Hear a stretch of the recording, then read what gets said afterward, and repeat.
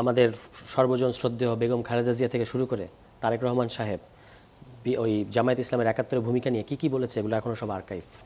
তো আমরা সেগুলো আর ঘাটাঘাটি করার দরকার নেই, কারণ এই জিনিসগুলো না পেঁচিয়ে সামনের দিকে আগানোটাই ভালো। জামায়াত ইসলামের 71-এর ভূমিকা এটা তো ডিসাইসিভ ব্যাপার, এটা নিয়ে তো আর গতকালকে একরকম আজকে আরেক রকম এরকম হবে না।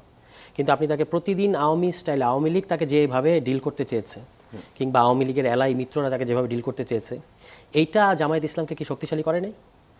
আপনি জামায়াত ইসলামের সমালোচনা করবেন, জামায়াত ইসলামের রাজনীতি বিরোধিতা করবেন, দ্যাট ইজ কমপ্লিটলি ওকে, এটা তো হবেই, এটা তো কোনো বিষয় না। কিন্তু বিষয়টা হচ্ছে যে এই আপনি কোথা থেকে শুরু করবেন, আপনার পয়েন্ট অফ ডিপার্চারটা কি?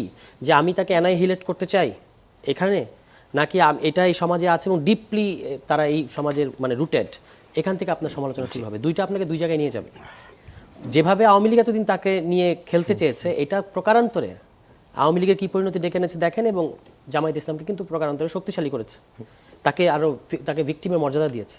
এখন তাদের যে 71-এর ভূমিকা, এটার ব্যাপারে আমরা দেখতে পাই যে তাদের মধ্যে অস্বস্তি আছে।